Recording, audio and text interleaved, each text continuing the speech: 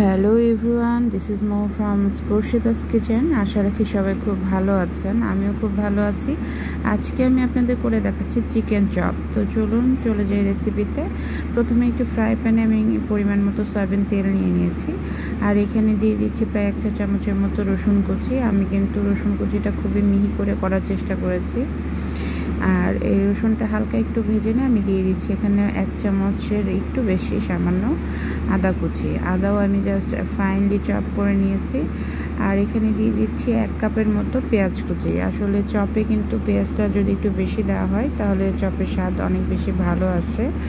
তো আমি এখন আদা এবং রসুন কুচির সঙ্গে পেঁয়াজটা মোটামুটি একটু ভালো করে ভেজে নেব, খুব বেশি লাল করব না, মাঝামাঝি ভেজে নিয়ে এখানে আমি 2টা চিকেন পিস, খুব বড় না মিডিয়াম সাইজের, সেটা ফ্রাই করে নিয়েছিলাম। তো সে ফ্রাই থেকে আমি চিকেনটা হাত দিয়ে ঝুড়ো ঝুড়ো করে নিয়েছি এবং সেটা দিয়ে দিলাম এখানে পেঁয়াজের মধ্যে। এখানে দিয়ে দিচ্ছি সামান্য একটু হলুদ, পরিমাণ মতো লবণ।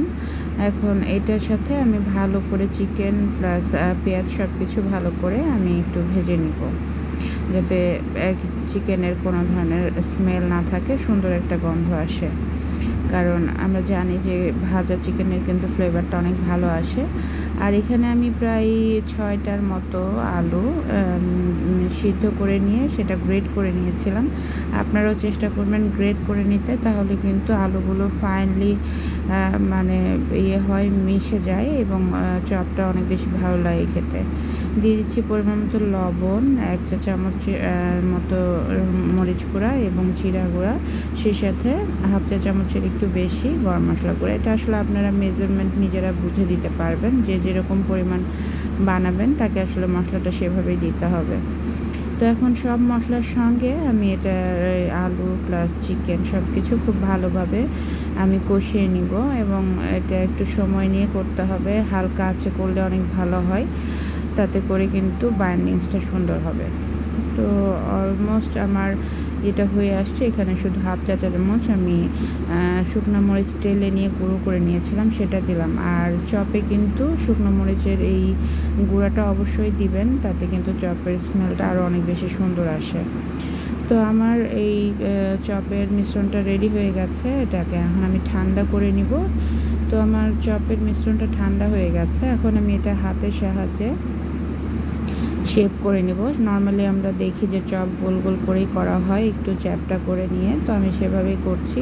চপগুলো আমি খুব বেশি বড় করছি না, মাঝারি সাইজের। এবং যেহেতু চিকেন আমি আজকে মোটামুটি অল্প পরিমাণই নিয়েছিলাম, সেখান থেকেও কিন্তু আমার প্রায় 9টার মতো চপ আজকে হয়েছিল। তো আমি হাত দিয়ে এভাবে আস্তে আস্তে সবগুলো চপ তৈরি করে নিচ্ছি।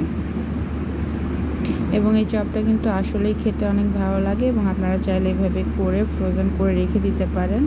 এটা বেশ অনেক দিন ভালো থাকবে, আপনারা অনায়াসে 1 মাস বাসায় রেখে খেতে পারবেন। তো এভাবে সবগুলো আমি গড়ে নিয়েছি। আর এখানে একটা বলে আমি একটা ডিম ফাটিয়ে নিলাম। এটা হচ্ছে ফ্রিজ থেকে আগে আমি বের করে রেখেছিলাম, সামান্য লবণ এবং গোলমরিচ গুঁড়া 1/2 চা চামচের মতো হবে, সেটা দিয়ে আমি ডিমটা ভালো করে ফেটিয়ে নিচ্ছি। এতে করে কিন্তু ডিমের স্বাদটা অনেক ভালো আসবে। আর এখন চপগুলো আমি ডিমে ভালো করে চুবিয়ে নিচ্ছি, তারপরে ব্রেড ক্রামে ভালো করে গড়িয়ে নিব। আর ব্রেড ক্রামটা ভালো করে মাখিয়ে নেওয়ার জন্য কিন্তু 2-3 বার করে নিচ্ছি, যাতে সুন্দরভাবে ব্রেড ক্রামগুলো চপে লেগে থাকে। তো এভাবে আমি এক এক করে সবগুলোই করে নিচ্ছি চপগুলো। এই চপটা খেতে সত্যিই মজার হয় এবং আপনারা বাসায় ট্রাই করে দেখবেন, আশা রেখে আপনাদের অনেক ভালো লাগবে। আমি টোটাল 9টার মতো চপ করেছিলাম, সেখান থেকে 4টা ডিপে রেখেছিলাম, আর বাকি 5টা আজকে আমি ভেজে দেখাচ্ছি। তো এখানে আমি তেল দিয়ে নিয়েছি হালকা গরম করে, সেখানে আমি চপগুলো দিয়ে দিচ্ছি। দেখেন আমি কিন্তু খুব বেশি তেল দিইনি, মোটামুটি মাঝারি পরিমাণে তেল নিয়েছি। আমি আসলে ডুবো তেলে করিনি, কিন্তু তারপরেও চপগুলো অনেক বেশি মজার হয়েছিল।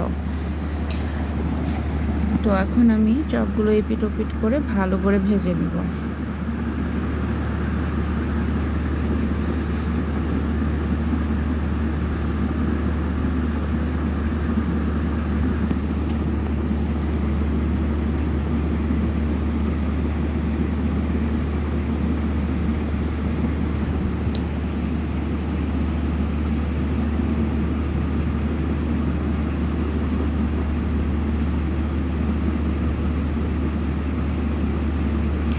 এখন একটা পাশ আমি উল্টিয়ে দিচ্ছি,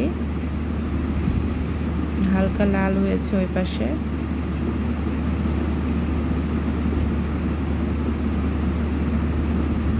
আসলে আপনারা চাইলে কিন্তু ব্রেড ক্রাম্ব এভাবে মাখিয়ে দিতে পারেন। আবার যদি কেউ চান যে না একদম সরাসরি ভাজবেন, সেক্ষেত্রে আলুর যে মিশ্রণটা তৈরি করবেন সেখানেই কিছুটা ব্রেড ক্রাম্ব দিয়ে নিয়ে তারপরে সেটা গোল গোল শেপ করে আপনারা ভাজতে পারেন। সেটাও কিন্তু আলাদা একটা টেস্ট। আমি অবশ্যই কখনো সেটাও করে দেখাবো।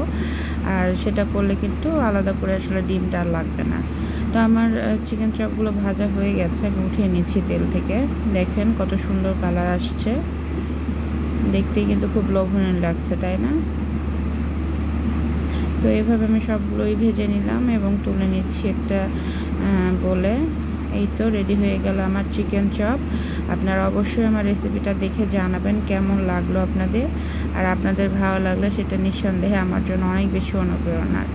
ধন্যবাদ সবাইকে কষ্ট করে আমার ভিডিওটা দেখার জন্য, আমার পাশে থাকার জন্য। ভালো থাকবেন সবাই।